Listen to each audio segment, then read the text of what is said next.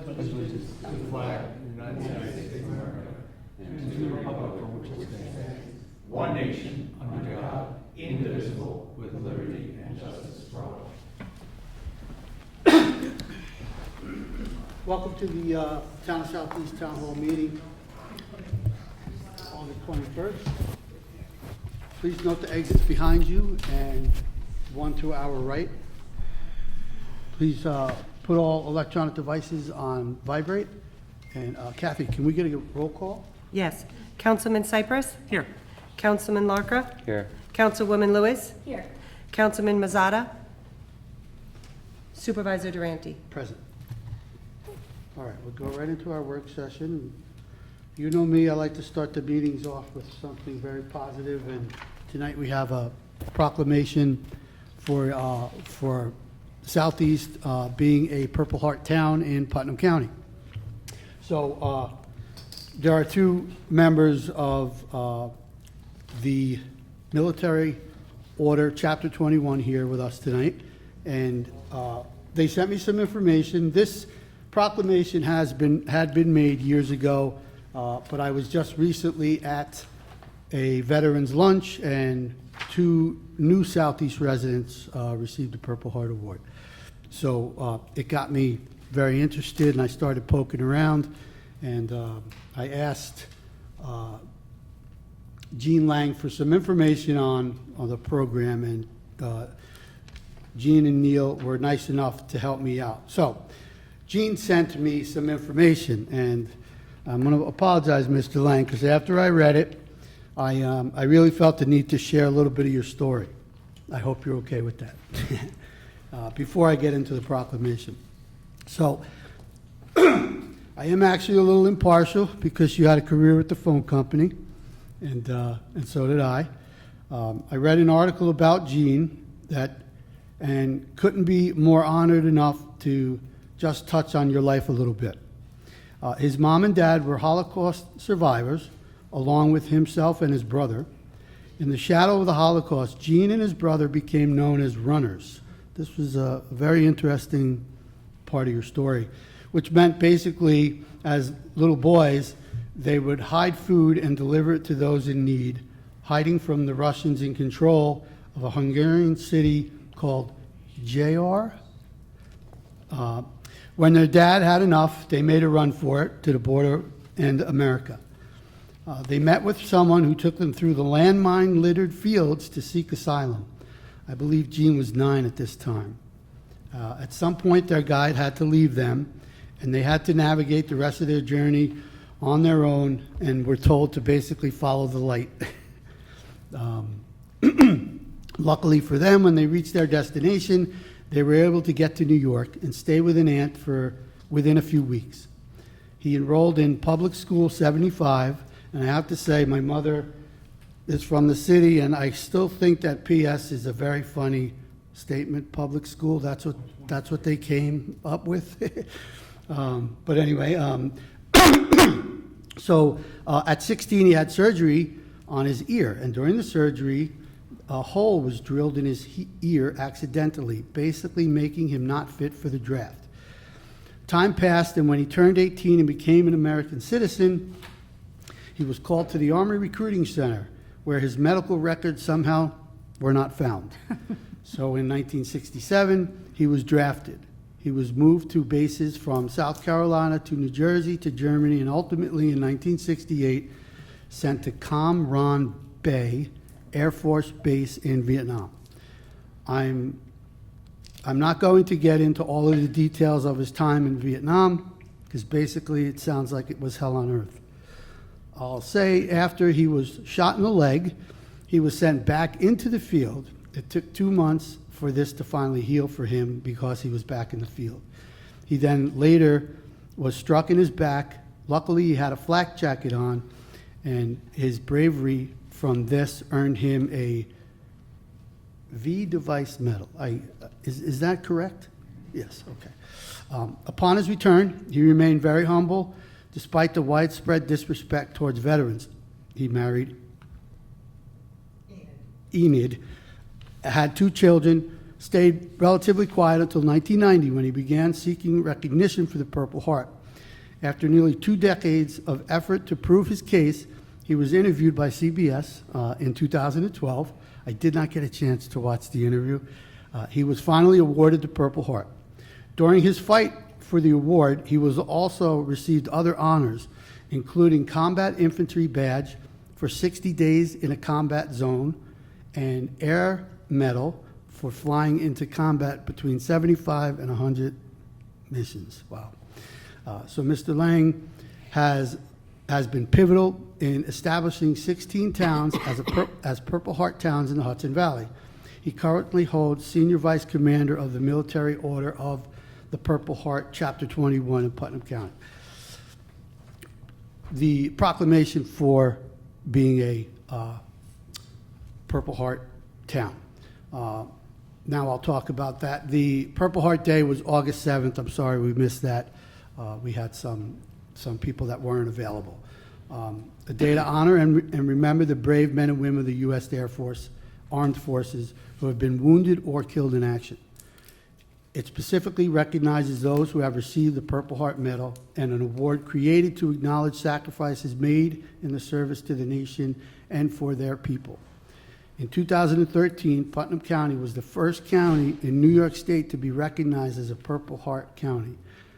The Military Order of the Purple Heart, the nation's oldest and largest Purple Heart organization, confirmed Putnam County's destination and as Chapter 21.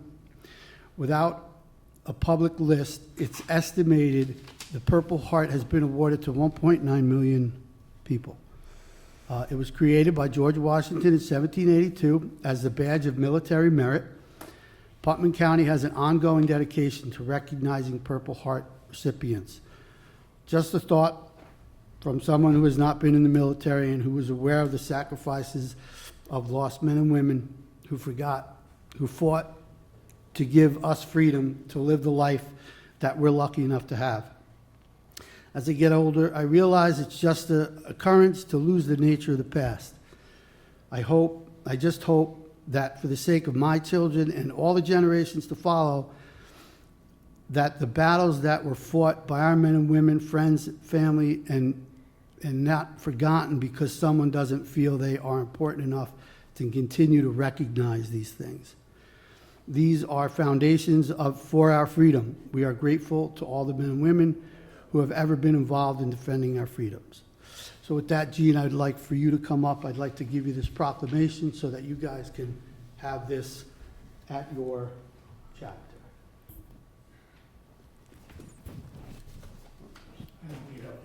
That's all right. So thank you very much.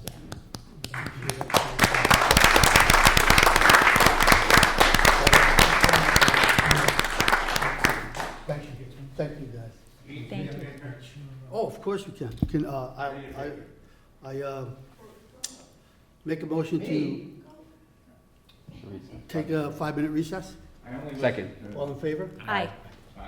I'll make the motion to open the meeting. Second. All in favor? Aye.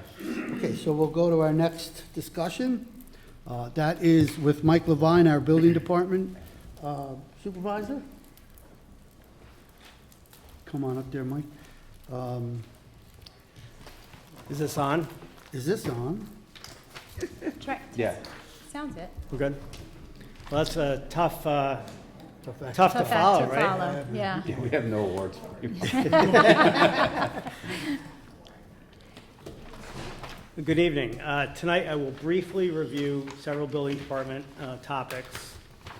First of all, through mid-August, the building department has issued 818 permits, 348 certificates, and performed 1,061 building, life safety, and fire inspections. Our revenue for this period is $290,000, and we will be providing the supervisor with our budget request for 2026 in the next 3 weeks, 4 weeks. As requested by the board, I have provided a staffing document for review. As indicated, it is probable the department will need to fill key positions over the next 3 years, and it would be advisable to put a plan in place to develop and train incoming staff. I'm not sure if anybody's had the opportunity to review that, but that's something that I think, we certainly should take a look at and give consideration to. As tonight's agenda indicates, the board will be reviewing proposed revisions to our rental registration code and zoning code to incorporate and improve the requirements for short-term rentals. The updated legislation, if adopted, will enhance the ability to regulate these special uses both during and after the permitting process. Mike, I just have a question about that, because I was kind of reading through that. The senior part of that, the senior housing, I was a little confused by that. Is that changing at all? So, senior housing, if it's a not-for-profit, I think is exempt from the fees, but you're still looking at rentals being part of the registration Okay. process. Okay. Sorry. Building department has initiated an enforcement effort to regulate parking and loading under section 135-15E of the zoning code for motor vehicle service stations which are considered non-conforming uses. I have spoken and met with several property owners who are working towards compliance with respect to the notice of violations that were issued.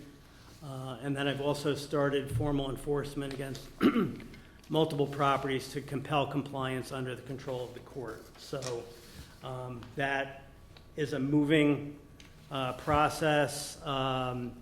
It's going to be a somewhat slow process, although I'd like to hope that we're going to start seeing some benefit to it, over the upcoming months and into 2026. Additionally, we continue to enforce property maintenance and zoning violations throughout the community and have 33 cases scheduled in court next Thursday. In closing, I'd like to recognize our staff and thank them for their hard work. They do definitely work hard. They do. They do. So, Mike, earlier, we were just talking about your staff. And you and I had discussed very recently the fact of talking about a assistant inspector for pretty much to help us, handle the load a little better and kind of prepare this person for possibly taking your spot at some point when you decide to move on. Yeah, when I was asked to take a look at this, one thought that I had is that I think it would be beneficial if you had somebody that eventually takes on a building inspector role, whether it's the assistant or the building inspector position, who has worked in our department and has a good idea of what our town, the mechanics of our town are about. And one, I think, very functional way to train somebody and get them to become part of that unit would be to hire an assistant building inspector off of the list, because it's a competitive position with the civil service, and have them take on and administer the zoning side. The town had always had full-time zoning enforcement people, and after the financial crisis of 2008, those positions were removed and they were never filled. So if we brought somebody in who was qualified to do building, to be a building inspector, and came in that capacity, they would have to demonstrate leadership and be able to demonstrate that they have the capability of handling that workload. If they did that, and we would also, provide some cross-training with the building side, At some point in time, if myself or Joe Hernandez was to leave, you'd have somebody that was trained and was willing to take on added responsibility. And I think that that would be a good way to, to take care of the needs of the department. Clearly you can just wait until people retire and then, infill them off of the list with the county and hope for the best. That seems like a riskier proposition than my concept.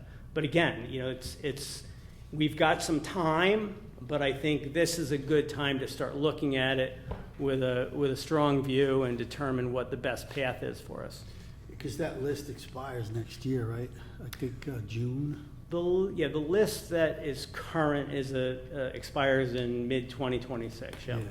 And it's slightly old already? Yes, it's Right.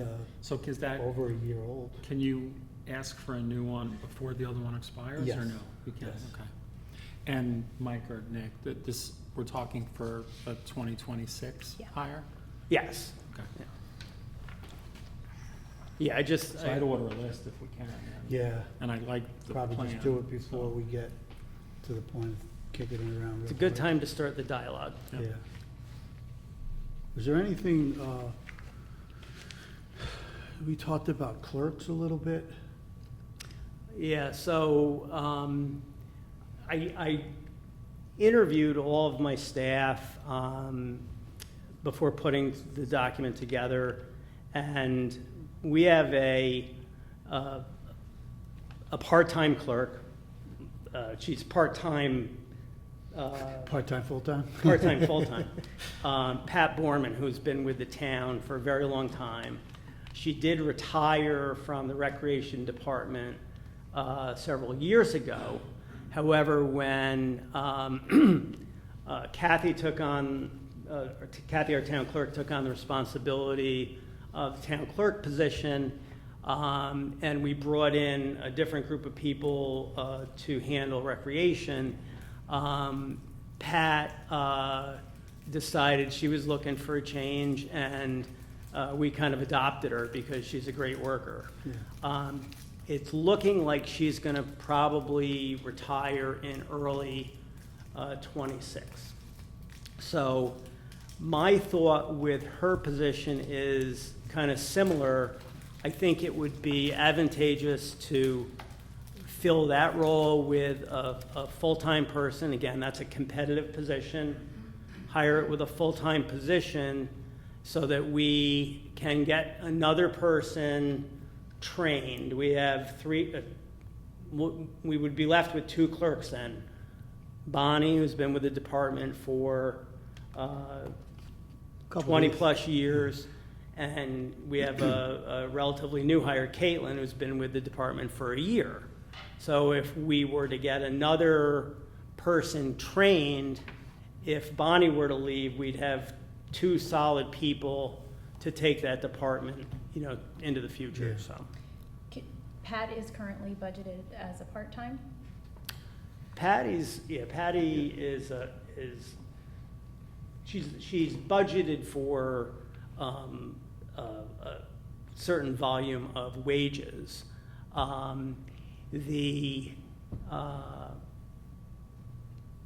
She doesn't make nearly as much as a full-time clerk would make. So if we replace Patty with a full-time person, and the memo I provided does point that out, you're going to be looking at, you're going to be paying more money because you're going to be paying somebody that's receiving benefits as well as receiving CSEA compensation. And this is also 2026, so you'll put it in the budget? It's in the budget, yeah. And Bonnie and Caitlin are both full-time? Yes. Okay. Caitlin's starting to really come around. She's doing a great job. Yeah, having a year under her belt makes a big difference, and she's a smart young girl, and if she keeps doing what she's doing, she'll be able to manage that side of the department down the road. So Yeah. All right. Has Bonnie mentioned anything about retiring in the near future? I know. No, Okay. she. I know, it's always good to have a succession plan, and we've been Yeah. talking about this, so. She loves her work. She Yeah. loves coming to work, and She knows her stuff. she is not indicated. But again, I think that the time will come, and I'd like to see the department prepared for that. Yeah. Okay, It's a lot to know in your department. It is. yeah, a lot of moving parts. And there's a lot of experience there, so it is good to have a solid plan. I think you're off my hook. Anyone else want to ask questions? I'm good. Mike, I would just ask if you don't mind, if you can maybe stay for item number 4 when we discuss the rental registration law? Sure, I have some absolutely. Yeah, questions for yeah, you. sure. Thank you. Yep. Thanks, Mike. All right, so our next discussion is to amend local chapter 138 solar energy systems. Just kind of like a three-phase type situation. The two basic systems are, the two basic definitions are size and locations. There's tier 1, it includes roof-mounted solar energy systems on buildings. Tier 2 is ground-mounted solar energy systems with a capacity of 1 megawatt. And then the third is solar energy systems. That are bigger than the other two. Yes, utility scale, yeah, they're generally considered utility scale systems. And that's one of the things we don't want to have. So that, right, Will, that's where? Until the state of New York usurps the. Yes, overall. okay. But So, this'll- so yeah, that's what we're trying to change here, if anyone has anything. I had no questions on this. No, And we're pretty much I think we're in alignment to here. where we want to be with that. So our next discussion is local law to amend Chapter 108 and 138 regulations of rentals and senior housing. I know that, Eric, you're on top of this. Yeah, I had a bunch of questions. This is a work session, maybe just some housekeeping, just to get all your opinions.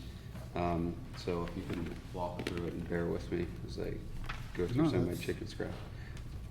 On the first page, under purpose, the last sentence, it aims to address overcrowding, parking noise, property maintenance issues associated with different rental units, including single-family dwellings, a rented room. And that rented room stuck out to me, but as I was thinking about it, maybe that's for bed and breakfast, I don't know. But I don't think that we want to encourage any room rentals, so I don't know if we want to include that word in there or not. Let's see, next, can we take that out, Will? Rented room, or does that need to be in there? I'd have to ask Ashley why it was included, to be honest. Okay. Okay, so we'll run some of these through, Ashley. On page 3, in the first paragraph, it says occupancy is limited to no more than 5 persons per dwelling unit, or the number determined by the planning board based on the number of sleeping rooms and the septic system, whichever is less. So I think we have a property up here right now, which is, Michael, I think it's approved. I think it has 10 bedrooms, but the septic isn't. 580. I wasn't gonna say it. Okay. Yeah. So. Would you mind coming to the mic, Mike? Mike to the mic?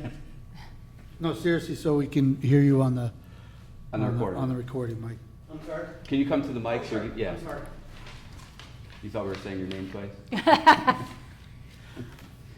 Yeah, we do have a issue at a rental property. Very large home. It's a house that was built back in the 1920s. It's a very large property.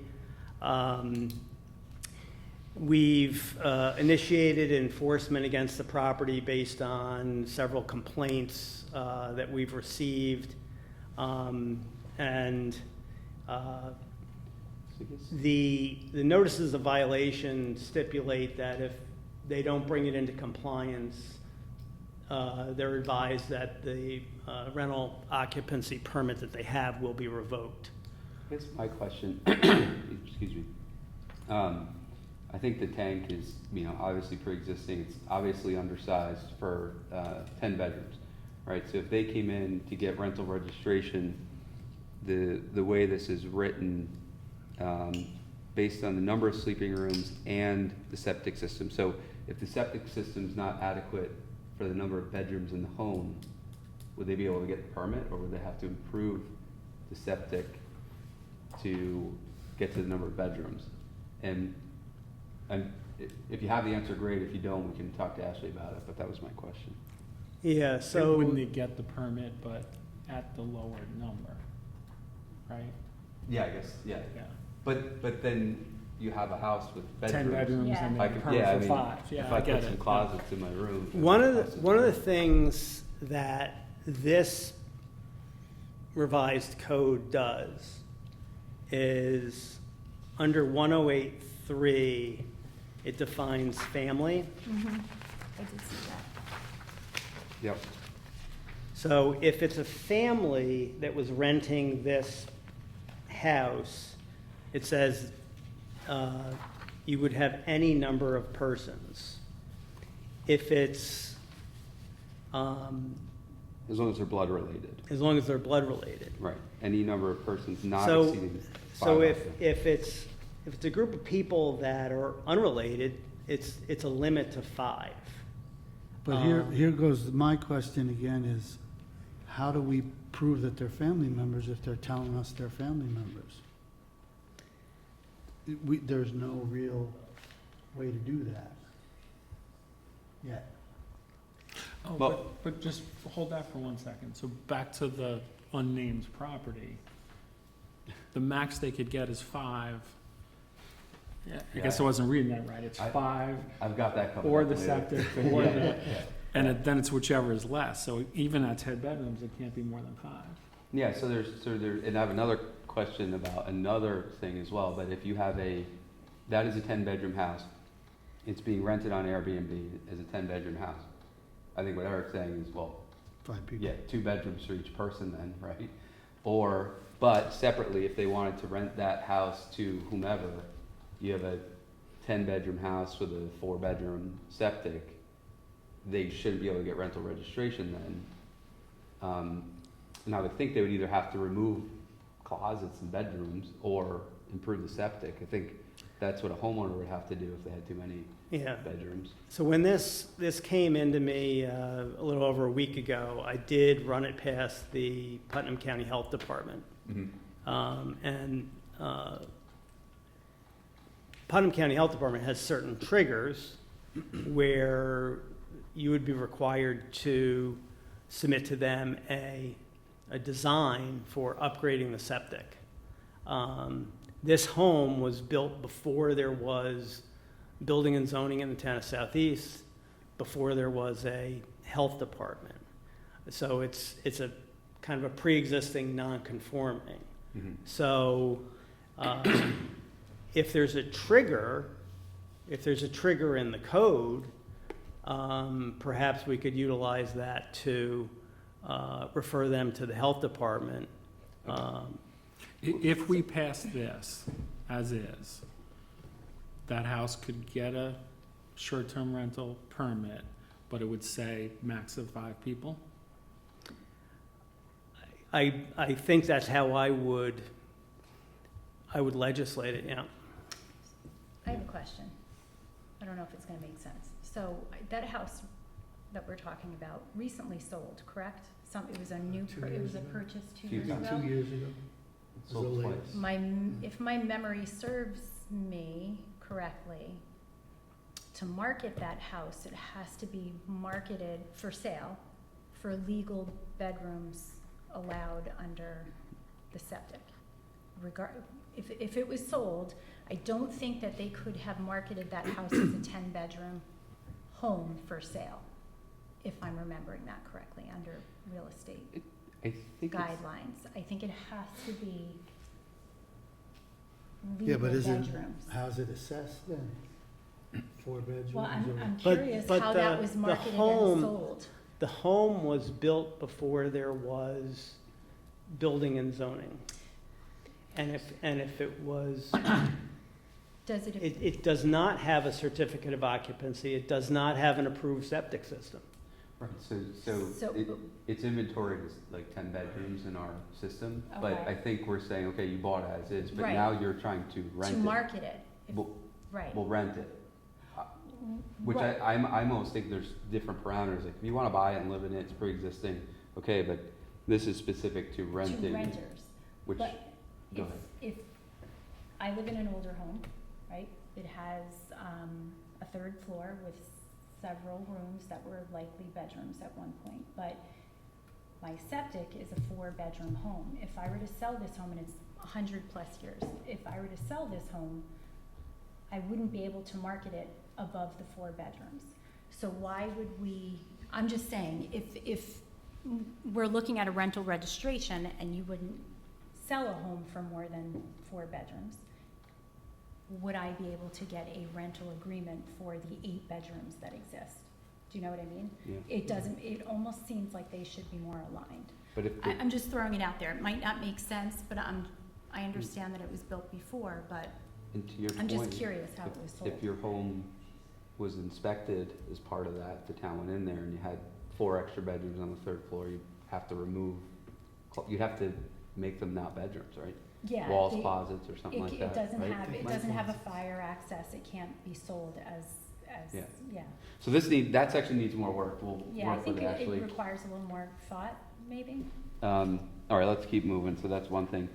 All right, the next one is, any dwelling which is rented or leased for a period of 30 days or more to individuals or families who then allow others to occupy the building, for periods of less than 30 days shall be considered a short-term rental unit and will require a permit for use. The way I'm reading this, it sounds like it's subletting. So any dwelling which is rented or leased, so for a period of 30 days or more to individuals or families who then allow others to occupy the building. So that's like I own the house, Nick's renting it from me, and then Like Eric you- rents it from Nick. And I don't know if that's allowed That's the for way our I- code, That's the way I read it, so. This kind of sounds like, right? I don't Yeah. think we want that. So anyway, yeah, because it gets lost in the shuffle. yeah. Next is rental occupancy permits, so section B. Oh, no, wait. So B1, Mike, it has name, addresses. Do we capture names of like owners of LLCs? There's a lot of properties. Where are you, Eric? I'm sorry. 108-4 Page three. B1, Yeah, B1. 108, 4, 4, B1. B1? There we go. So, So that's the owner and the rental agent. We do not get the names of the occupants. no, I meant, some of these properties, I believe, are owned under LLCs. Right.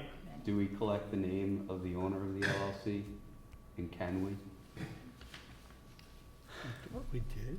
Currently, I would say if they fill out the application as an LLC, we probably do not get their personal information. Okay. And I'll talk to Ashley to see if we can make them give them their name. And also, I think that, the next line, so owner or managing agent must be available to respond within 60 minutes. So I assume we will have to have somebody in contact. If it's an LLC, maybe it's a property management, but if not, we need somebody to reach out to. And then what happens if they don't pick up or respond within 60 minutes? I guess then they would be in violation of the Okay. requirement. I mean, that's kind of tough. What if they're, just naturally away or something? They got to assign someone. Yeah, I mean, it's probably very unlikely we reach out to this, but if they're not responding for 3 or 4 days, then I think we Yeah, can look okay. to this. All right.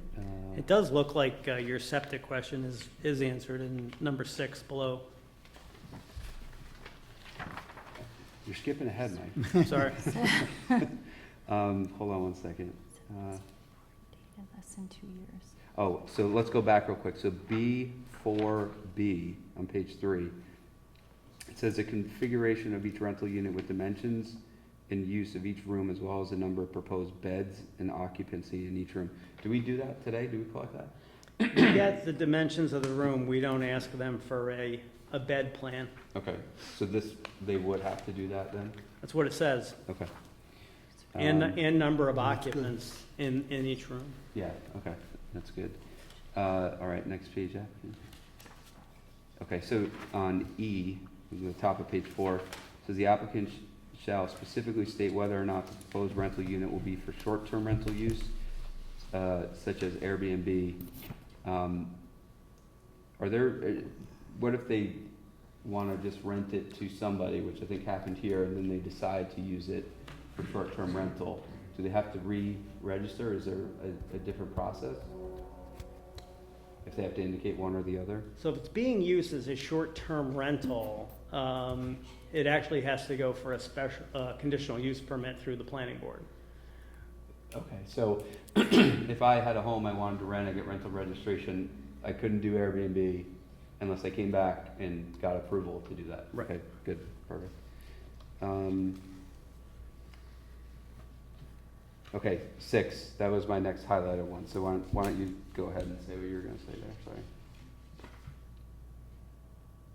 Oh, the maximum occupancy of the rental unit shall be limited by the number of bedrooms allowed for the size of the septic tank and leach absorption area. Okay.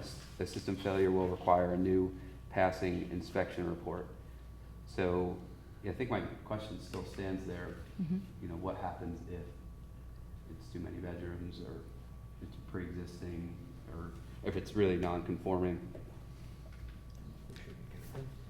Do we put it in Right. the hands of the Board of Health at that point?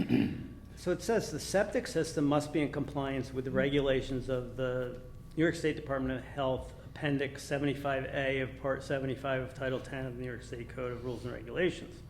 So you had a building that was built when none of this was in place. Mhm. You've now got a regulation that says you need to provide proof of this to us. Mhm. So what I see happening with quite a few things in this revision is you're going to have people that are not going to provide us with the documentation, and we're not going to issue them a permit. Okay. Okay? Now, does that mean they're not going to rent the property? Or are they going to rent the property in violation of this code? So that's, but I do think what's going to happen is you're just going to have people that say, I'm not complying with this. I'm not doing that. So what's our action then? Well, once you find out that they're renting through whatever source, you're going to have to prove that they're renting and issue them a ticket and bring them to court. I mean, the fines are pretty good in the rental code, so. I'm proposing bigger ones, but that's okay. All right. In other words, I think this does make it more difficult for people to get a rental occupancy permit than has been in the past, Right. So it's- based on some of the additional regulations. Got it. So because it's more challenging, they may just not do it. Yeah. Let's see. Another reason to have another zoning person. Let's see. Can I jump in again? What about the family thing that I was asking about? We have no recourse to learn if people are family members. So we have the ability to say maximum number of occupants, 5. And they say, well, we have 10 people and they're all family members living here. With town council's approval, I would then say, you have to demonstrate to us then that they are all family Okay. if you want to have more than 5. I have a lot of kids, so, Yeah, maybe in your own house. I know, I'm out. I mean, you could have, if they're all family, so it could be It's easy enough. me and my sister and Right. all of our children renting the place, right? So, For renewals with this new code, they would have to abide by all the parameters within it, right? again, if they're a short-term rental and they're required to have a conditional use permit, I think it would almost trigger them to have to satisfy that requirement. Even non-short term, so any rental, like long-term rentals as well. You have a rental registration now. Yeah. When it's up for renewal, do you have to meet all the new things? Yes, Okay. yes. Okay. That's good. I think we had a question, Eric, I want to just remind you regarding maybe a lease. Yeah, I'm You were getting getting there, sorry. He's not gonna. I know. I so- should know that. So, Mike, on 1085A, on page 5, Yep. it would not create an unsafe or dangerous condition or nuisance to adjoining property. So I think we have some of those. So I just, and this is probably a question for Ashley, how do you define nuisance? So that's more for us to just think about. Yeah.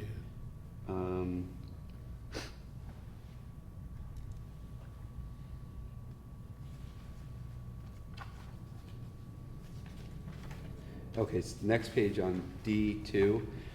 If the code enforcer previously issued a rental occupancy permit to any of the owners of the property and any of such owners had the rental occupancy permit revoked within the previous 2 years. So the code enforcement may deny application for any of the following reasons, and that's a reason.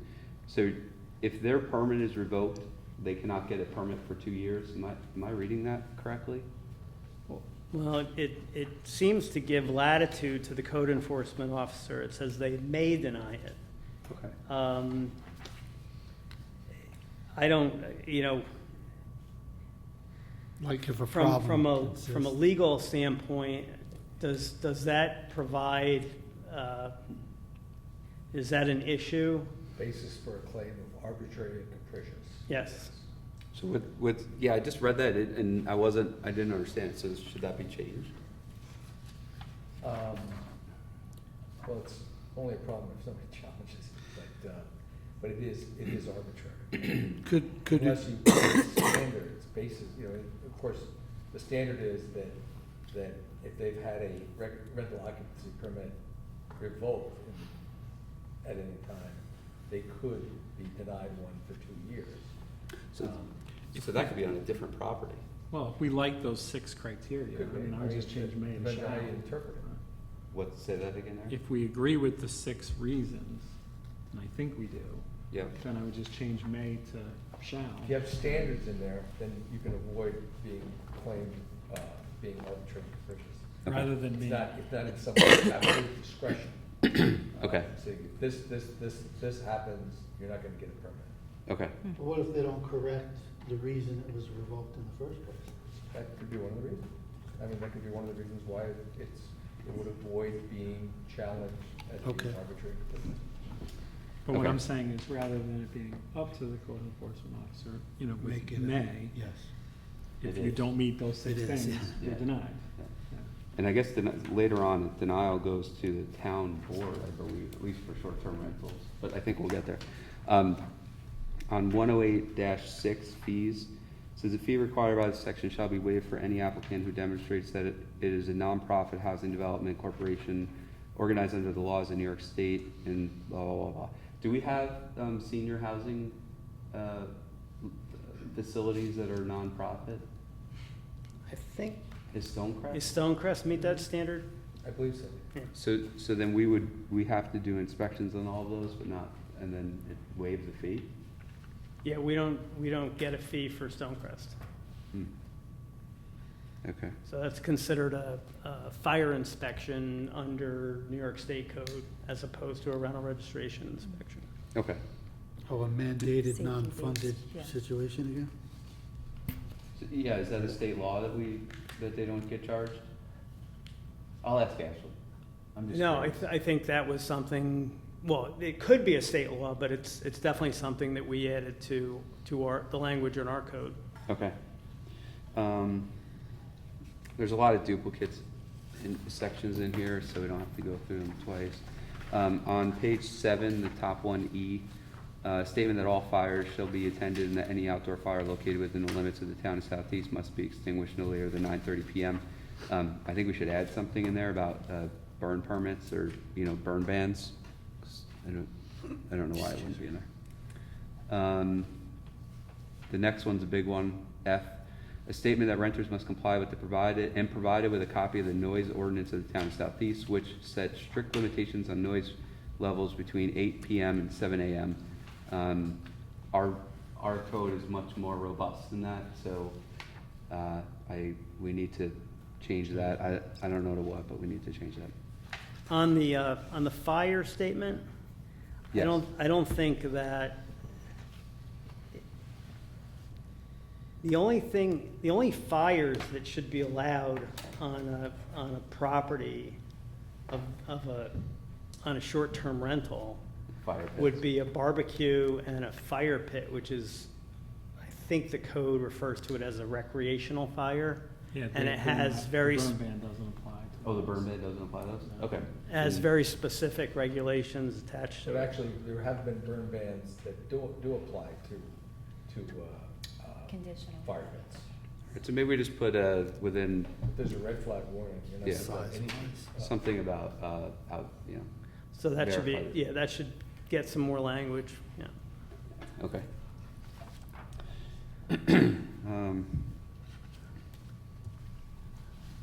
Skip that.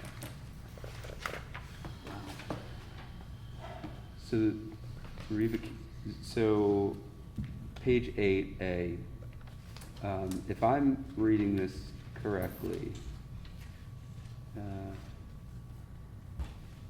you can write up a property. If they don't comply within 14 days, after written notice has been given, and I don't know what would start the clock on that, if it's the day it's mailed or the day it's mailed plus something, to the permit holder, you could take away the permit. You and you only, the way I'm reading this, not Joe, but only the code, or only the, oh no, I guess the code enforcement officer. And then the appeal process is to the town board within 30 days, then we have to respond within 30 days. So, and again, I'll ask Ashley, you don't have to answer this. I'd like to understand what is the start date for the 14 business days. And then it says the town board should hold a public hearing. Is that just That's due process. that's just a meeting though, for us? They don't have to notice a public hearing or anything, right? You have to give notice to the person that you're having the public hearing about. But we don't have to put it in the paper, is what I'm asking, like a normal public hearing. Okay. Then the fines. I would like to increase these. I looked at what Danbury's doing. I don't know if you guys saw it in the paper recently, but they have a huge issue with rentals and compliance and maintenance and stuff. And theirs are a lot higher than what I'm going to propose, but for one, I would change it to 500, so 250 to 500 and not exceeding 1,000 to 1,500. For 2, I'd make it 1,500 and keep it at 3,000. And then for 3, I would make the low 3,000, but then keep the high the way it is at 5,000. So I'll ask Ashley to change that, and if you guys agree, we can keep it. On page 9, under hotel, the second line, it says it's limited to no more than 30 days. We have, I think, what are still classified as hotels that people live in town. And is that accurate? Or let me trying to say this without getting myself in trouble. There's 2 hotels that I know of that I believe people live at. Okay. Hotels. We can enforce that they can't be there for more than 30 days, right? Or they have to change it to some sort of apartment.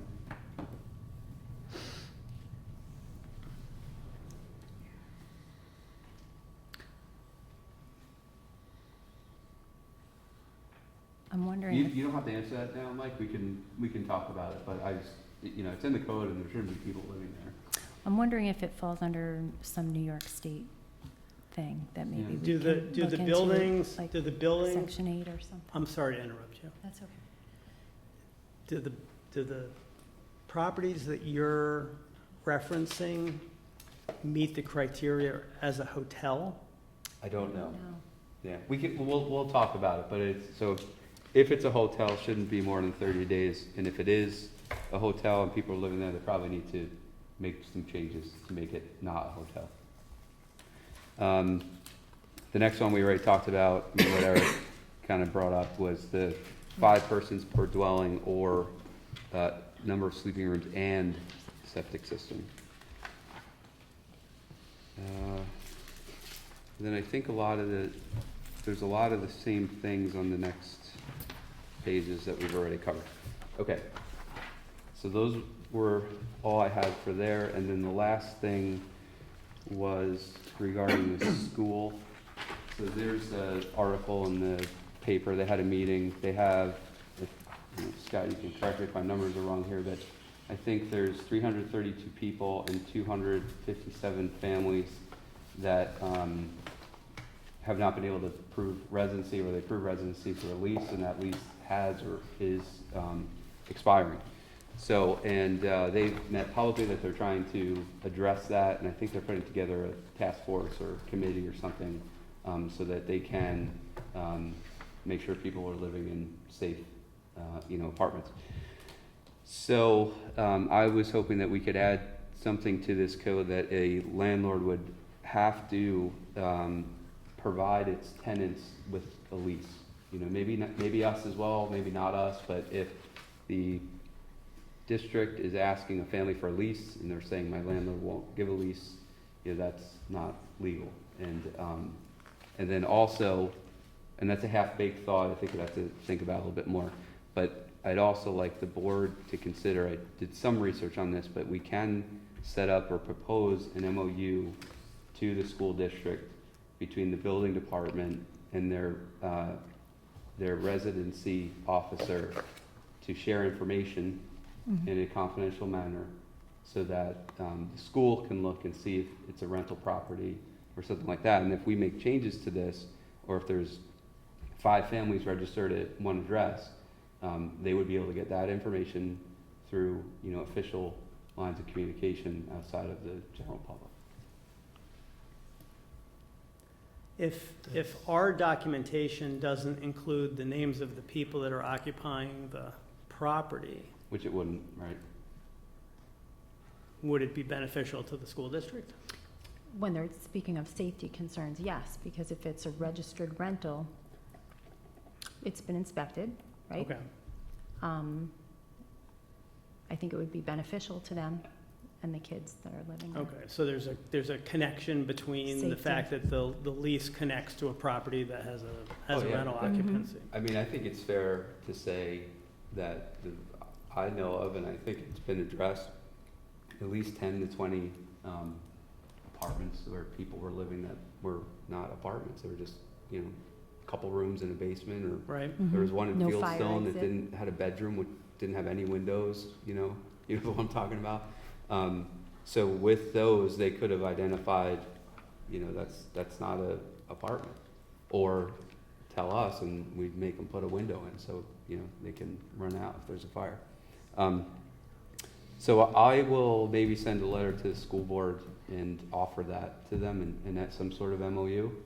And then I did email Ashley to see if we could put a lease requirement. Again, I don't know what that looks like. We can discuss it. I don't know that I want them providing us all with leases. I think it's too much administrative work.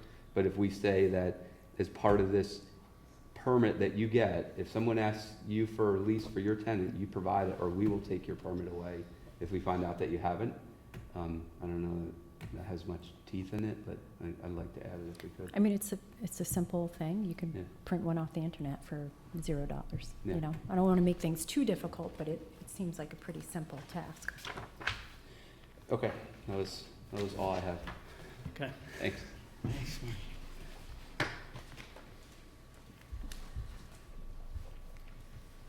Anybody else? Mm-mm. Eric, you're gonna need to be a little more thorough next time. please.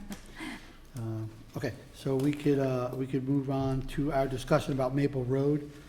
Mike Burdick came down to help us out a little bit. We posted on our website, on our Maple Road, on our Maple Road newsflash type situation, what Han Engineering gave us for options for Maple Road. And in discussing with Mike, our best attack basically would be the third option, where we can actually put a geotextile fabric to basically keep the water from coming up to the road surface when it thaws out. If there's a lot of rain, there are definitely drainage issues on that road. I don't know how much of the drainage we have to deal with. I know that those catch basins have to be cleaned, right, Mike? So, you know, I don't know what you guys think on options. You know, option one obviously is to pave the road, install new guardrails, and take care of the drainage. Option two was basically take care of all the drainage, where it would basically keep the road a little drier so that it wouldn't have the water issue it has from time to time. And we all know that in the spring, especially if it was a bad winter and there's a lot of ice, it's getting down in there. So then when it thaws out, everything starts loosening up, and it just makes those incredible ruts.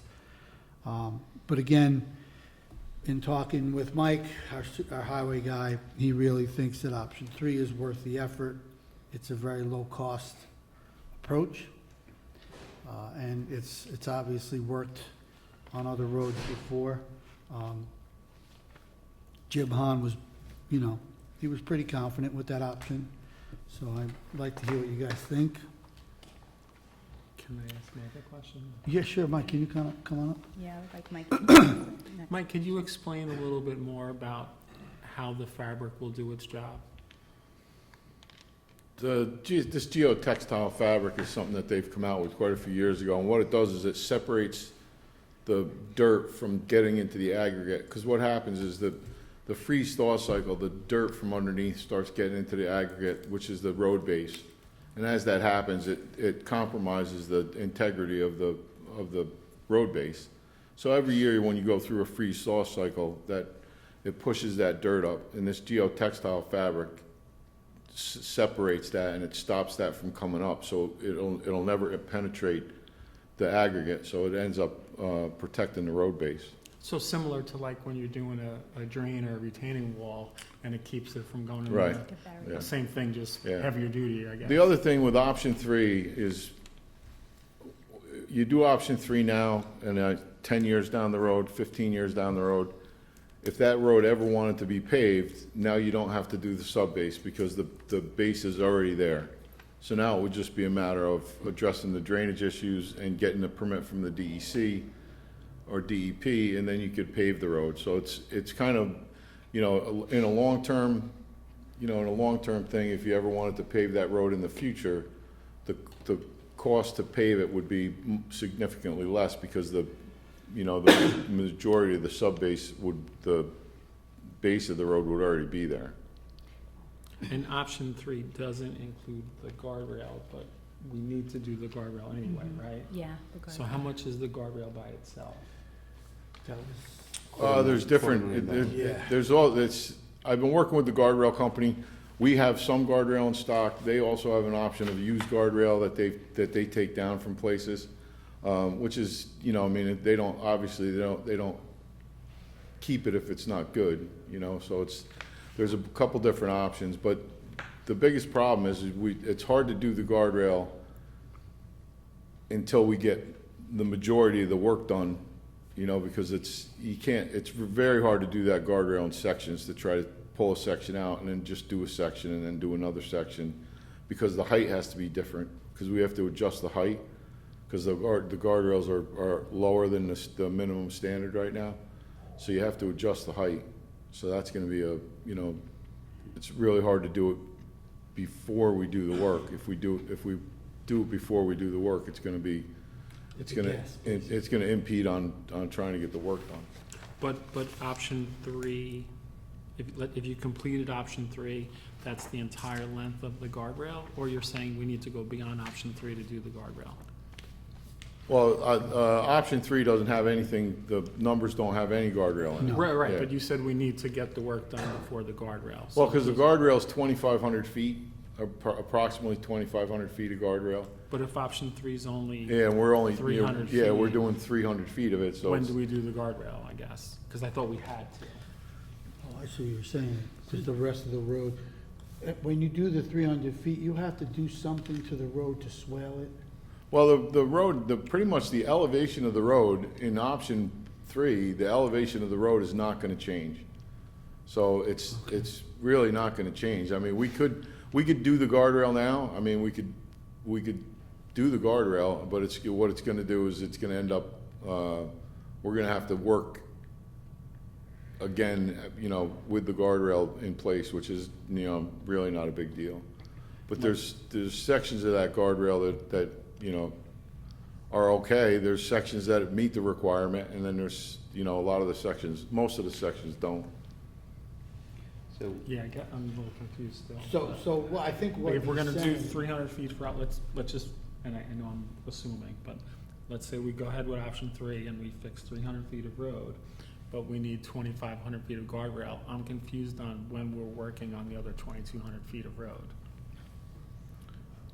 Well, that was the thing, is it was this road was gonna be done in phases. I think the guardrail is gonna have to be a separate issue. I think we're gonna have to adjust the guardrail sooner than later. I think we're just gonna have to address the whole length of the guardrail. so the way I read this, and Mike, please confirm this. So option 3, there's 3 options, and I see them as phases. Yeah, Yes, all three of them. Option 3 is the first phase, do 300 feet, see how it works. Option 2, I think the way I read it, is option 3, but the whole road. And then With the option drainage. 1 With With drainage, drainage. yeah. with Right. drainage. yeah, right? with drainage. So if you wanted to get to paving, you have to do 3 and 2 Anyway, before you get to yeah. 1. Right. So, you know, I mean, basically what you're doing is you're doing the same work. Right. The same work has to get done for paving.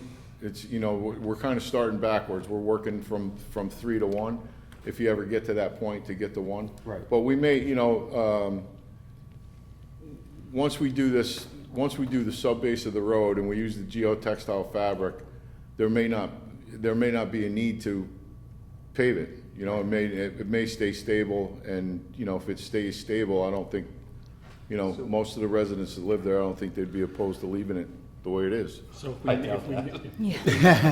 if we never get to 2 or 1, which I don't think we Right. will, We still have to fix the we road. still have to do the guardrail, I thought. Right. Yeah, the guardrail has to be done regardless, and I can get you, pricing on the guardrail, but the Well, he guardrail. gave us a price here, I mean, but if I you think can that get was some new, cheaper. So the way I'm reading this is, the only thing that could possibly get done this year is option 3. Right, $50,000, do the 300 feet. right. Then, if that works, we would do the whole road with drainage and the guardrail, which is option 2. So half of option 2 is guardrail. The 265 of 257. Well, I don't know, are you saying if option 3 works, we're automatically doing option 2? Well, option 2, I think, is just option 3 on a larger scale. But it includes all the drainage. Includes work, drainage. which- Yeah. Yeah, but we which may not we need might to not address need, it, so- right? Oh, Yeah, we Yeah. may not need to address the drainage if, you know, I mean, if option three, if it keeps the road base stable, we may not have to address, you know, we may be able to eliminate a step in option two. okay, got it. Now, the other thing to consider is the difference in the guardrail between paving and non-paving. If it's a paved road, they recommend a box beam guardrail, which is the big square guardrail versus the W beam, which is what's on there now. So the box beam guardrail is significantly more expensive. Oh, that's why he So has that's it. one of the things with Box beam. with a paved road, the cost is gonna end up being significantly more because because of this, they're anticipating the speed with the paved road, that they're gonna, the box beam is gonna be recommended if it's a paved road. Now, maybe I misunderstood some of the guardrail thing, but, when we say we have to do the guardrail, I mean, is there a time frame, a legal requirement, a deadline, or we're just saying, in good practice, we need to do this guardrail? Well, in good practice, we need to do the guardrail, that's really. So there's not I like, mean, we're in some kind of violation and we have to fix it by X date? That I could probably say confidently that we are in a violation, because that guardrail does not meet the height requirement. Okay. So let's say we do the guardrail now, and in the future, we do go and pave it. Would it have to be replaced to that box beam stuff? Well, if, this is the other issue, if you pave it, we're gonna end up having to remove the guardrail. We're gonna have to take the guardrail down to do the work to pave it, because you have to reconfigure the road to meet the requirements that DEC or DEP wanted to pave it. So we could do option three with a guardrail. Yeah. Right, And if we do nothing, the guardrail has to be replaced. Right. Is the way I understood it when I Yeah. walked the road with you. yeah, the guardrail's an issue that has to be done, Well, he said. regardless. Which I heard him. which span is gonna be the 300 feet that we're gonna start with? Well, the easiest thing to do is start right at the blacktop and go 300 feet. On that sharp curve? Past the sharp curve, Okay. and go 300 feet towards Enoch Crosby. Yeah, Is that- because that's the softest part. Right. That's Oh, the- that was a question. Yeah, that's the, part that gets that's added. the part, but so one of the things that I'm gonna propose, Nick, also just for some data, that road used to be just residential traffic. Right. Just those who live there going in and out. That's significantly changed now with Waze and everything else. Yeah. People use it as a cut-through. It's become a speedway. That's We every all know road. that. Yeah, every That's, road. we're every dealing with road. that everywhere. Just for data purposes, Nick, I would like you to look into maybe talking to the sheriff, and in that span that we're gonna do, just maybe get a speed. Well, What do they call that the thing? town owns we have a Can we collect the data with that? we have a speed trailer that also collects, traffic Data. counts. Well, maybe Can we we Yeah. throw put that. one Yeah, out? it does traffic count. Right now, I have it on Brewster Hill. Traffic count and speed? Yes, because I did it on Brewster Hill. When we were working on Brewster Hill, I set it up for 3 days. And Yeah. we had 2,300 cars in 3 days. And out of those 2,300 cars, only 300 cars were going the speed limit. Yeah. No, I would really be curious to collect that 1,500 data. cars, there were like 1,500 cars that were going over 45 miles an hour, which is 15 miles an hour over the speed limit.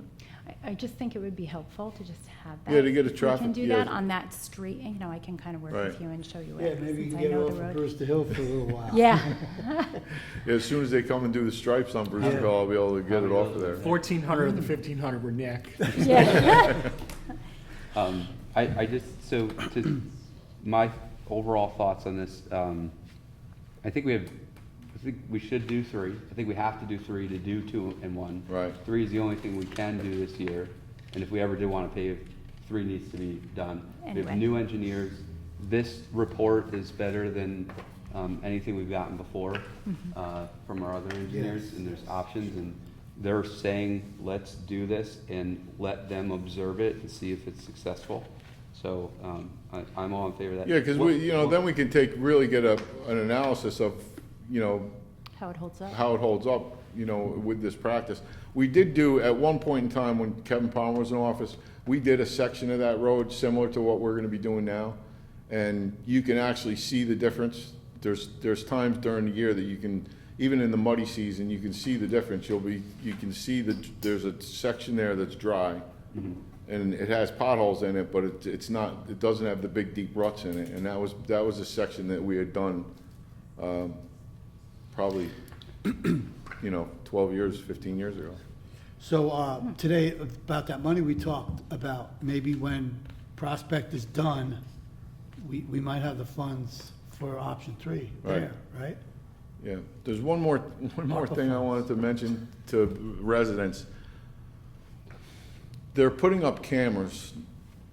They're putting them on sign poles, they're putting them on street poles. Who? It's New York State DOT. They hired an outside firm. They won't answer any questions. They won't say who did it. I think they're trying, in Region 8, this is the worst, the roads are graded the worst in this area in Region 8. So what they're doing is they're getting traffic, they want to get traffic data, but they're putting them on roads that don't have a lot of traffic. So I don't know what they put one on Welfare Road by Elizabeth Court, which is, they're not putting one on Star Ridge, they're not putting one Right. on Brewster Hill. So and you can't get any answer from anybody. The people that put the cameras up, they just show up in a car, they get out, they stick it on the pole, it's there for 3 days, they come back and they take it and they leave. And the most I can get from DOT is that they're Connectivity? No, they're getting traffic data. That's what there's, I don't understand what, and also if you call there, one of the residents called and the DOT said that the town authorized it and the town is telling them what roads to put it on, which they've never contacted me, they've never, We have a list of roads. It's top head, So- put on. And the other good news is Cobb Road should be done by Friday. The guardrail's coming on Monday. They have a few more, a little bit of a punch list to do. And Cobb Road should be open before the end of the week, next week. Back to Maple though, Mike, you're gonna get us an estimate on the W beam though? Yeah. Okay. Yeah, I can get you that. On the left. The guardrail. W beam and solid box beam. So, it's just two things, because I know there's a lot of people here, well, there's not a lot of people here, but some of the people here for this. Just to put in perspective, the cost to pave that road per this is 23% of our tax levy, and it's almost 14% of our entire budget. So it's pretty significant. And then option 1 also, I'm not saying we should or shouldn't, but just in case you haven't read this, it says you pave half of it, then you wait 2 years, then you pave the other half of it. And actually, it's not half. We're only talking about the section, Two-thirds. we're only talking about one section of Right. road. It's not the entire Maple Road. So we're only talking from Enoch Crosby to. But it's the half of that, right? It's half of that, Yeah, right, so- correct. It's, Right. I think there's around 2,500 feet of road from Enoch Crosby to where the blacktop starts on Maple. So we would end up, I think the numbers worked out to like 1,500 feet 1,500. the first year, and then another 1,000 feet the next year. phase. Right, the third, so that would be the Yeah. first year. Yeah, we had to wait Yeah. 2 years. Years. Yeah. Yeah, then you'd have to wait a couple of years, and then, it's a 5-year permit. Yeah, so just wanted to throw that budget thing out there. And then, just to wrap this up, are we moving forward with Option 3? option 3? I would like Do you to. need any Yes. money from us, or? Right now, no, but my plan is, right now, to do it on September 22nd and 23rd. The schools, because the only right way for me to do this is I need to close Maple That was Road. going to be my question. I just have to close it, right there. That's the only way that we can work really efficiently and get it done. So we would close Maple Road at the blacktop. Schools out and those 2 close- days. And then just the school's out for those 2 days, so we won't impact the buses. And can you get that speed thing out on the road? Yeah, as soon as I get it off of Brewster Hill, I'll bring it to Maple Road. All right, great. I'll pick you up. Which side do you want me to put it tomorrow on now? So I kind of know, I could walk the road. I know we have to kind of put it in one of those dips, right, to keep it off Yeah. the road. I think there's a good spot. I think it's important to be on the straightaway, I think. So go right from Enoch Crosby heading towards Trueville Road, or the other way? No, the other Well, way. actually, we should No, we probably already put it. did the other we should way probably- years ago. We should probably put it in both. Where we're gonna do the work. Yeah, That's kind of what I'm both looking for. directions, That yeah. straightaway right there, I think is a good spot. Yeah, I don't need a lot of room. It's not that big. I Okay. can, we'll be able to find a spot. Yeah, I think it would be As soon good as I data get to the, have. as soon as I get the striping done on, Brewster Hill, I'll be able to get it over Awesome. there. Thanks, Mike. Anything else? No, but for the people, someone raised their hand, someone else asked if they could talk. This is just a work session, so it's not a public hearing, so we have some other stuff we want to get through, but if you'd like to stay to public hearing session at the end of the meeting, public comment, then we can talk about it at that point, but just let us get through some of this stuff, if that's okay. But you could stay with us, Mike, please.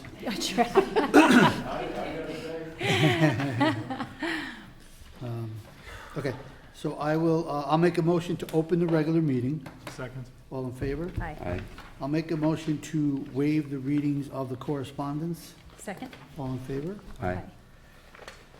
I'll make a motion to approve the voucher list for 2,000, yeah, I wish. I wish.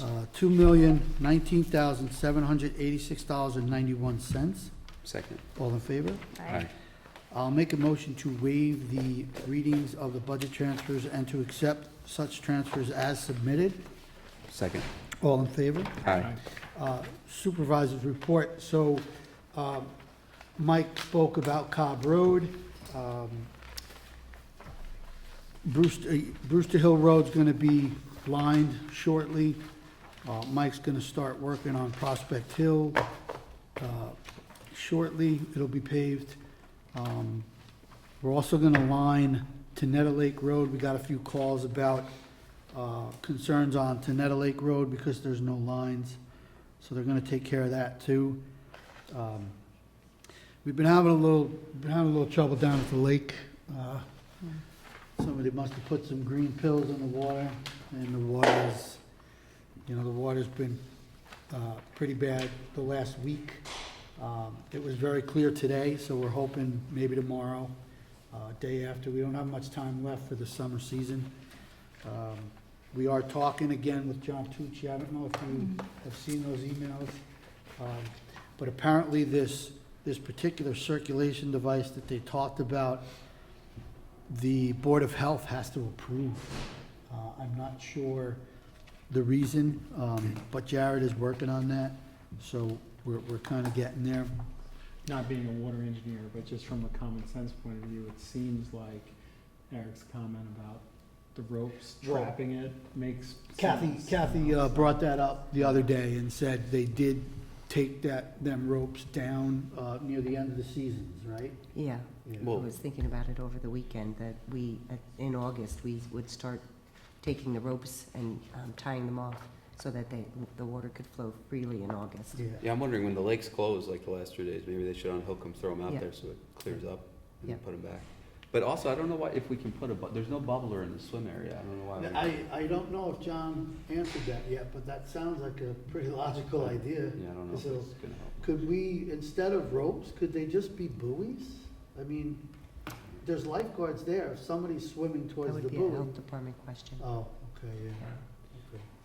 I know they have to be spaced a certain distance and, Yeah, My wife told me today the beaches in Connecticut are closed in the Sound, so to not feel bad. yeah, even It's Bill everywhere. said Cape Cod was closed Yeah. for a little while. The budget packets, I handed them all out yesterday and today and yesterday and the day before. So everybody's got them in hand, so we're starting to look at all of that. I gave you that updated list of ARPA funds. Mike and I talked today, there's a little bit unallocated. That was what I was just talking about. That'd be nice if we can use that for Yeah, the Maple the Road. Fed ones I have less concern about than the county the one. county ones.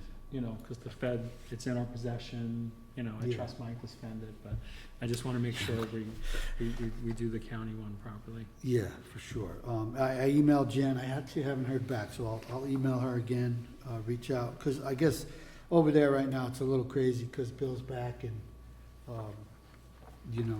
Yeah, I don't Mike is necessarily down. expect there to be a problem, but, No, yeah, I get it. we technically missed the deadline, and there's a new commissioner of finance, so just want to make sure we don't lose it. And Kevin Byrne did sign the ninth of the 1% bill today. I don't know if you guys remember, but did they say that would come in March? I think there was an email to the supervisors in May, or Jim told me that, I don't know if it was quarterly or annually, so I have no idea. Yeah, I'll check up on that and see when we're gonna get that. That's about it. All right, so I'd like to set a Well, couple. I mean, the supervisor's report Oh. really is the financial thing, and I don't know if you want to have any comments on that. I mean, I have one little concern. But if you- Actually, my concern, the courts, but we just got some, I forgot what it's called from the state, but we're like a month behind with that number, so it's not that bad. It's not over 100,000 that they are deficient in. But what was your? Yeah, I mean, the one that jumps out to me, and, you know, I don't remember the seasonality of rec, but, you know, and we don't budget seasonally. We just assume every month's the same, which isn't great practice, but we're 58% into the year, and our rec revenue is only 42%. Yeah. So we're, you know, unless fall is really big, we're gonna come up way short in revenue. And, you know, we just transferred a bunch of money for overtime, but revenue's short, so Okay. just a little nervous about it. Yeah, I'll talk to him tomorrow, because maybe we are a month behind on that, because I did see them counting money yesterday down at rec. Okay. And they said it was from the beach fees and concession fees. Okay. Yeah, other than that, Yeah, I mean, you know, in its simplest form, you know, if that column's roughly 58, then you're doing okay, you know, but Yes, that there one are a jumped couple out, that are totally 58 jumping versus off, 42, yeah. so. okay.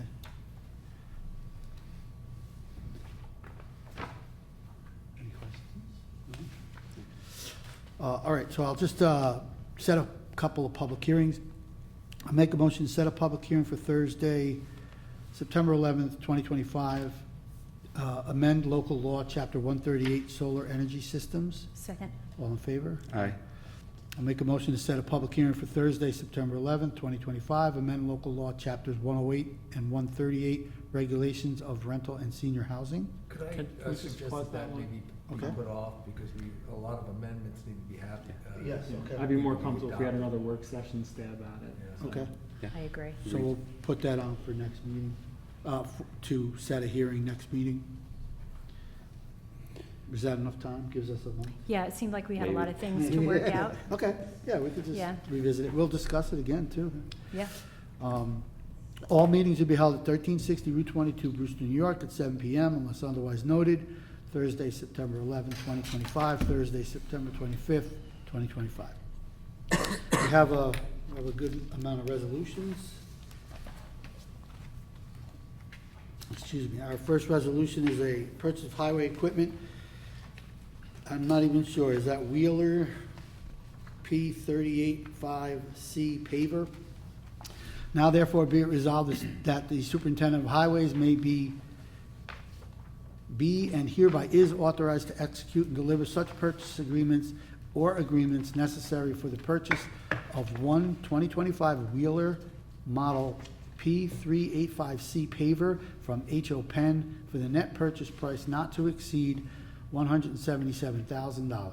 And be it further resolved, the superintendent of highways shall comply with all state and local laws regarding procurement and expenditure of public funds before effectuating the foregoing purchases. And be it further resolved, in the event of the foregoing funds are insufficient to meet the purchase requirements set forth herein, the highway superintendent shall return to the town board for further consideration. So moved. Second. All in favor? Aye. Our second is Big Geyser, Inc., establishment of a performance bond. Now therefore be it resolved that the bond amounts for the following project are set as follows.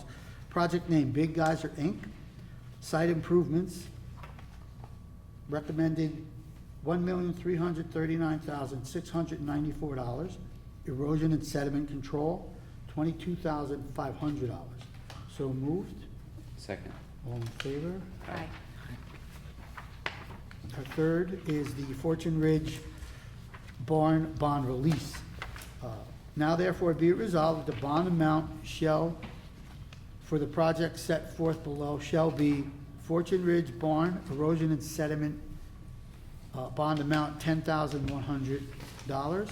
And be it further resolved, the town clerk be and hereby is duly authorized to cancel and return the bond or other security instruments heretofore established in connection with this project, and be it further resolved that a certified copy of this resolution shall be transmitted by the town clerk to the planning board secretary and building inspector forthwith. So moved. Second. All in favor? Aye. Our fourth resolution is another bond, release of a performance bond for Splash Car Wash. Now therefore be it resolved that the bond amount for the project set forth below, Splash Car Wash, erosion and sediment control, $4,000. And be it further resolved that the town clerk be and hereby is duly authorized to cancel and return the bond or other security instruments heretofore established in connection with this project, and be it further resolved that a certified copy of this resolution shall be transmitted by the town clerk to the planning board secretary and building inspector forthwith. So moved. Second. All in favor? Aye. Fifth resolution is the release of the performance bond for the Red Rooster Drive-In. Now therefore be it resolved, the bond amount for the project set forth below, Red Rooster Drive-In erosion and sediment control, $8,000. And be it further resolved that the town clerk be and hereby is duly authorized to cancel and return the bond or any security instruments heretofore established in connection with this project. And be it further resolved that a certified copy of this resolution shall be transmitted by the town clerk to the planning board secretary and the building inspector forthwith. So moved. Second. All in favor? Aye. Looks like you're gonna be a little busy tomorrow, Kathy. Our next resolution is a settlement of proceedings at 4 Sodom Lane, tax map ID number 68.5-2-113. Now therefore be it resolved, the town board of the town of Southeast does hereby accept the recommendation of its professional advisors and authorizes the town attorney to execute a stipulation of settlement, consent, judgment, and/or order of consent in accordance with the recommendations for the following. 4 Sodom Lane, tax ID number 68.5-2-13, for the year 2024, assessment $789,600, settled assessment $530,000. The year 2025, assessment $789,600, settled assessment $645,000. And be it further resolved that the town attorney is hereby authorized to and directed to execute all stipulations, consent orders, and other documents necessary to reflect the foregoing settlement. So moved. Second. All in favor? Aye. Aye. Is anyone else getting a headache? The next resolution is another settlement of proceedings with Mount Ebo, 22 Associates, tax map 46.2-29. Now therefore be it resolved that the town board of the town of Southeast does hereby accept the recommendation of its professional advisors and authorizes the town attorney to execute a stipulation of settlement, consent, judgment, and/or order on consent in accordance with the recommendations for the following. Mount Ebo, 22 Associates, tax ID 68.5-2-13 for the year 2023. Assessment, $5,207,000. The settled assessment is $4,694,088. For the year 2024, $6,248,400. The settled assessment was $5,981,436. 2025, the assessment was $6,748,272. The settled assessment was $5,691,196. And be it further resolved that the town attorney is hereby authorized and directed to execute all stipulations, consent orders, and/or other documents necessary to reflect the foregoing settlement. So moved. Second. All in favor? Aye. Number 8, Arbor Creek Farms LLC performance bond release. Now therefore be it resolved that the bond amount shall be established for the project set forth below. Arbor Creek Farms Soil and Erosion Control, $30,000. And be it further resolved that the town clerk be and hereby is duly authorized to cancel and return the bond or other security instruments heretofore established in connection with this project, and be it further resolved that a certified copy of this resolution shall be transmitted by the town clerk to the planning board secretary and the building inspector forthwith. So moved. Second. All in favor? Aye. Oh my God, it's the last one. This is another performance bond release for 220 Donsberg Road. Now therefore be it resolved that the bond amount shall be established for the project set forth below. 220 Donsberg Road, erosion and sediment control, $3,300. And be it further resolved that the town clerk be and hereby is duly authorized to cancel and return the bond or any other security instruments heretofore established in connection with this project, and be it further resolved that a certified copy of this resolution shall be transmitted by the town clerk to the planning board secretary and the building inspector forthwith. So moved. Second. All in favor? Aye. Okay. I am dizzy. We'll go to new business. Anyone? I have nothing, sir. Okay, so we can go to public comment. If anyone would like to come up and speak with us, ask us some questions, tell us anything, please come on up. Yeah, just come up, tell us who you are, and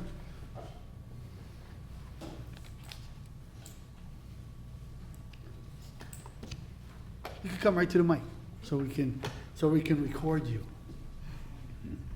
Is this open, or is this going to be specifically to? No, just be you about speak whatever, Maple Road? anything you want. Appreciate it. I'm Kevin Fennell, I'm a resident of Enoch Crosby Hey, Ken. for the last 6 years. So, quick questions, are we looking at the whole road, or are we looking at just the Enoch Crosby to where the Shex used to be in that little turnaround over there? Yeah. You know where that sharp curve is, where it's paved? Right, where's the stone wall? Where that it goes ends, into- where everybody parks to fish? Right. So that point towards Enoch Crosby. Okay, okay. As far as funding, has the board or has any attention been towards raising a bond, alternative funding?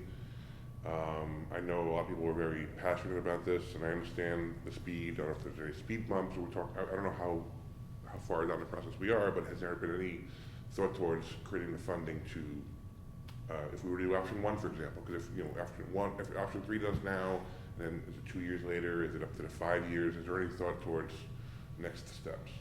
I mean, we've talked about it, but I don't think we've actually said anything, to start being able to fund it in a few years. So we would definitely consider that. We really want to see what happens with this option, to see, how far down the road we gotta, literally. If you, I don't know how, this discussion's been going on for years. And we changed engineering companies a few months ago. So we were working with another one, they told us it would be $3 million or something. Yeah. And it was either pave it or don't pave it, $3 million. What this company's doing, in my opinion, is much more thorough, is giving us alternative options. But one of the things that I think, like Nick said, we haven't pursued it, but one of the things I think would make it very challenging is that we are, if we were to pave it, we're paving it in a way to avoid a certain approval from the DEP. So for that small section, you pave half, wait 2 years, pave the other half. If you paved the whole thing, it would trigger all of these, we'd have to do retention ponds and, other ridiculous things. That's probably where they got the $3 million from. So I think it'd be really hard to bond or get funding for a project, in the entirety of a project, which is phased out to avoid a New York State review. Fair enough. But just my thoughts. You'd on- surely think New York State wouldn't help fund it. Yeah. Yeah. All right, that's all I have. Thank you. Thank you. Thank you.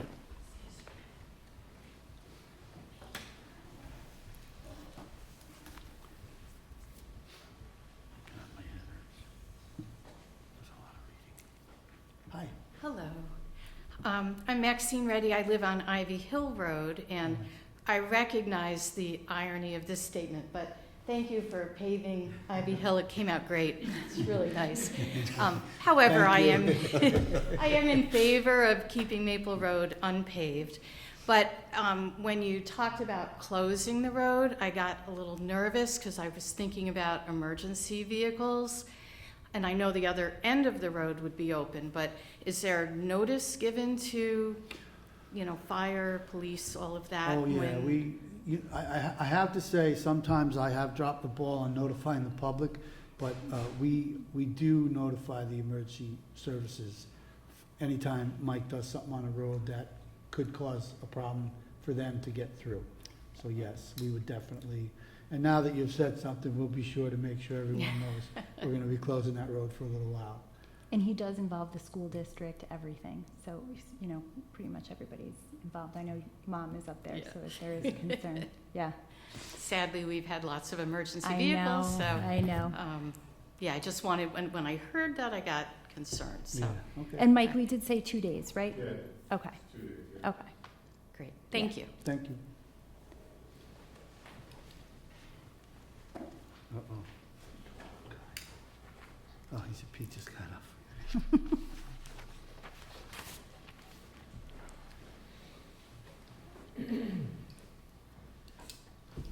Hey, Scott. Topics today.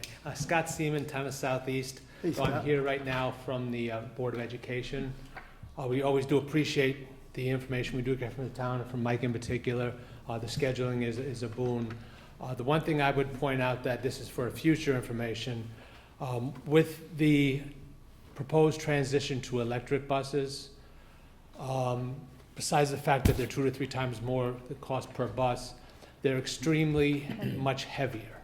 And I know Assemblyman Slater had pointed out to us at a meeting that most of the guardrails in the whole region are not designed for buses with the new weights. So that's something to be considered down the road. And also the amount of additional wear that they're projecting for the roads is significant. But once again, that's under study, because these buses, once again, are significantly heavier than your regular bus. Yeah, I think they talked about increasing the, Mike would know more about this, the thickness of the road. The pavement depth, but, Chips. how do you afford that? I know, Right. it seems, Yeah, yeah. the cost now is way unmanageable. cost prohibitive. Scott, I listened to your comments at the Patterson meeting. I was gonna say stuff again. Yeah. And I don't want to steer your thunder, but can you go into the cost and what the infrastructure Yeah, is? well, we just had to do, as part of the proposed upgrade, and there is a plan for people to ask for suspensions or extensions on that, you have to do a feasibility study. The latest feasibility study we got back, which was done with NICEAG, says the way we're currently set up, we can get 12 buses.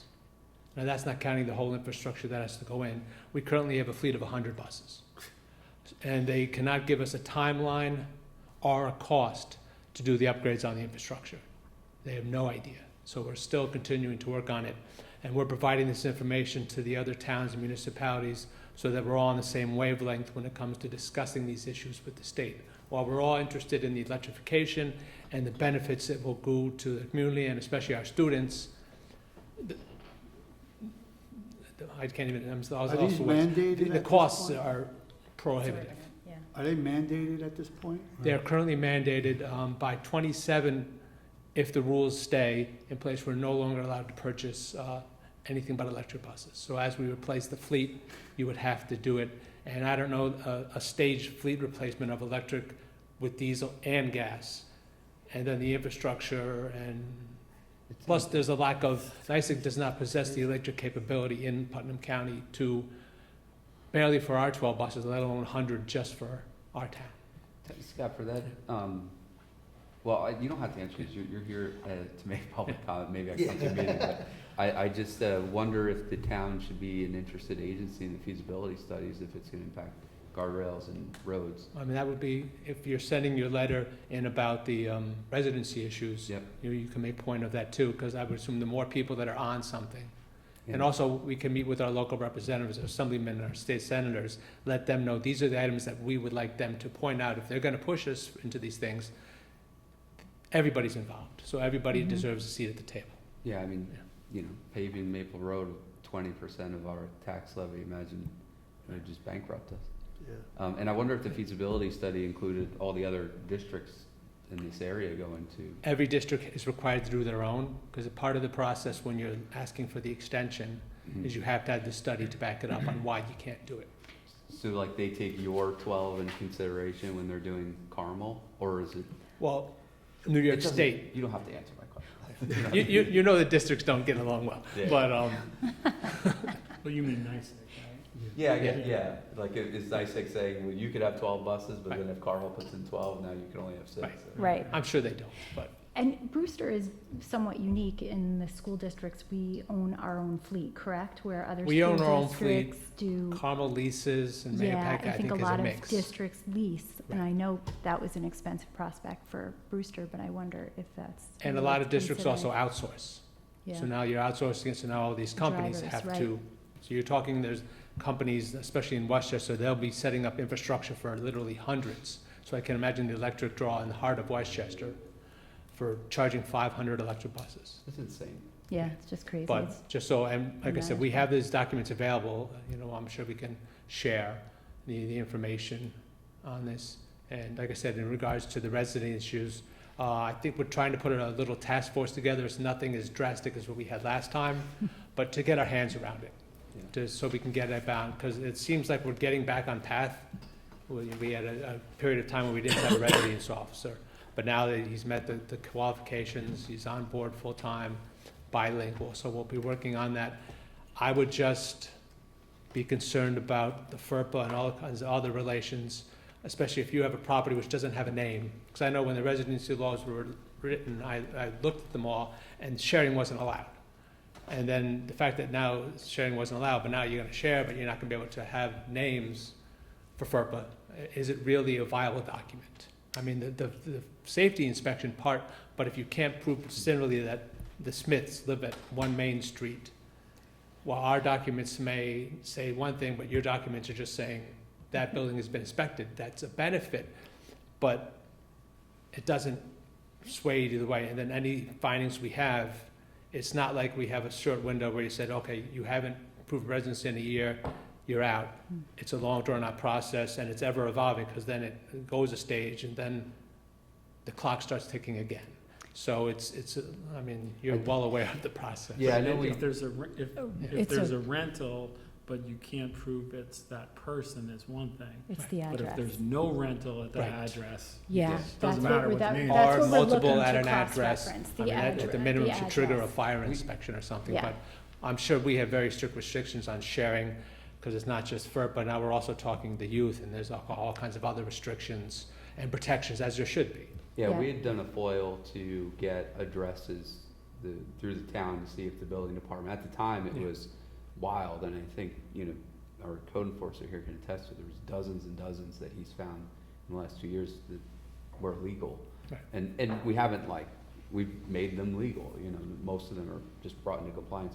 So that FOIL was denied. I did do a lot of research, and I think there's ways that we can even just provide you guys good, solid information. You don't have to share anything with us, but then you know if it's, you know, basement of 12 Sunset Ridge, there, you know, that could be a bedroom without a window. Yeah. And then it just says, what is this district's legal liability or responsibility in that regards? Right. If we're just trying to prove residency, do we technically have to prove that it's safe? Yeah, we should. I mean, the first thing anybody in education is the protection of the child. So that's the most important thing. What I read was that, you know, within an MOU, you know, you'd have to talk to your attorney or whatever. And that's what this Right. meeting will be about, but that there could be a review that says, can you do a safety inspection here? Right. Without any other information, or, Right, and you of know, course. this address, there may be something fishy here, just, you know, something like that. According to ChatGPT, that's legal.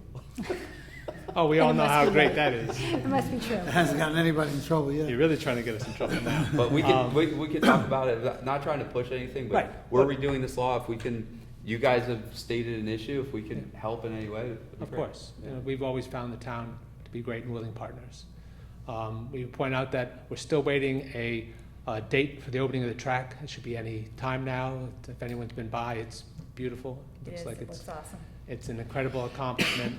And I saw a everyone's football happy that team the things were turned. I was going to point that out because I know that was a question. Now that the track is paved, the Everybody's goalposts are in the happy. right position, and that was not a mistake. That was done on purpose. But it is ready, and we'll be getting a date soon. Hopefully, sharing that with the community. We also be breaking down on the field house, not sports shed, any day now. We're just waiting for materials to come in because we want to break ground and start building right away so we can get in before the frost. But that should be under process, and the cafetorium is well underway with their foundation at this time as well. And we're on course to open schools. Everything is great. We just hired all the new teachers, and we're all on board. We would point out on Monday is the Back to the Den Bash from 4 to 6 at the school. It's on the turf field. And there's also, I believe, indoor fields setups for in case of rain. But this is to welcome people back to the school. It's a community event. We would ask everyone to come. It's on the calendar. Yeah. Scott, quick question. That patch of pavement in front of The track. on the track, Farnham. is that a parking lot? Like, it seems At narrow. the front will be. That is Okay. designed for people who walk. So that will not be for students. Oh, That okay. is designed basically for people that you park, walk that way, you don't have to get drawn into the school, because you know Oh, how that's a good complicated idea. it is in. Yeah, it's That- I You wanna wasn't come, sure what it there's was an gonna be entrance used down for. there, so you come, you walk you get back in your It's a good car, idea. one way in, one way out. Okay, that's a You good. know, and there's, good idea. other fields being completed. And they also did take into account that there might be an occasional loose bus that goes down into the construction zone. So once they break ground, they have left a lane for buses to get around, even though the plan is not to use the lower during this construction phase. The buses, all buses will be at the top. And then, of course, in September, we start with the bell-to-bell ban on smartphones. Yep. And information is going out. I'm sure everyone's going to be surprised as all heck when they come in. But Good luck it is with in, doing we're that. set up. This has happened throughout the state for years, so it will happen. I think it's going to be a good thing. and My it's daughter's a so good thing. excited. I know, Okay. they all are. Scott, will they go to those, they're not using those pouches, but is there a plan to go to those pouches? No, we're not using the honor pouches. The only one in the region I heard, first Carmel was doing the same thing, and now I heard Carmel is going to the honor pouch. And then the kids go on YouTube and buy the magnet that releases the honor pouch. So it's a self-defeating process. But it will be a process, and it's in the best interest. And once again, it's not the distraction of the phone. It's the algorithms of the smart component that acts as an opioid to the minds of not fully formed brains under 21. That is the real piece that we don't talk about enough. That's what the piece that's being affected. It's not just people getting the phones, because technically you can have a quote-unquote dumb phone still. You can have a flip phone. I personally love flip phones, so I'm glad to know that they could be back. But those processes will be rolling through. And I would point out at that Patterson meeting, if you saw at the very end, they wanted to point out that their lake is the only one in the region that had not closed. Now, while they still have the bubblers, I think the SIM system, they might have used algicides in the past, but they pointed out that they lower their lake. I don't know if that's, they I'm gonna believe. go dump some algae in there. Yeah, but they just wanted everyone to know that their lake did not close at all. Oh, as Scott, of last week. during that meeting too, there was, the school had requested use of the rec center. For part of the emergency evacuation plan. Yeah, I was kind of surprised at some of the comments that they made. But is there any requests from Brewster or from the town I of would Southeast assume Virginia? they've reached out. Like I said, we generally, displacement plans, that's not like a public item we discuss. It's in place for the emergency services, just to know that God forbid something does happen in the school, or if even something simple as lack of heat, that there's a plan to disperse the children to alternate locations for pickup Yeah. and reunification. Yeah, it seemed Yeah. good. I was But we have made shocked arrangements at their responses. with them and the sheriff's department to go over those issues, so we can iron those out and have those all in place. Well, if you before. need something from us, sounds like I haven't seen anything. Yeah. Yeah, Because I believe some buildings that we used to use have closed. I know we used to use like the old over by the tennis, there was the other building, which was a sports building, which became a storage facility. That was a alternate dismissal places in the plans, but there's some other ones, and as things close, we just moved to other locations or have alternatives. But I will let them know that have any questions, they will contact you directly. Okay, thank you. Anything comes up, once again, we appreciate all your work. Thanks, Scott. Thanks, Scott.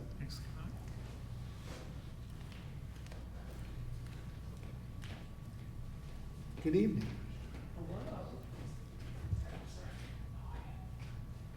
Hey, Lynn. Hi, it's really nice to see everyone. Lynn Eckhart, Maple Road. And excuse the mask, I'm not sick, but you don't want to see under it, so. Oh, I think I do. No, and it's not a facelift either, unfortunately. Anyhow, I just wanted to really thank the board tonight. I think what you've come up with is a really good compromise. It doesn't, I wish it ruled out paving in the future, but it can't and it doesn't. But I think it's a really good step and hopefully will help people in mud season to get in and out more easily. So I think it's, and I appreciate the new engineering company who did the study. They did a great job. Yeah, so I just wanted to thank you, because you guys are in a really hard position. And we've been going through this. Well, I've been there 46 years, and it hasn't been for 46 years, but it's been at least 25. I've been there for 30, and it's been Twice. like Yeah. every decade for that long. We were very young. Yeah, So anyhow, I just wanted to thank you all. Thank you. thanks. Excellent.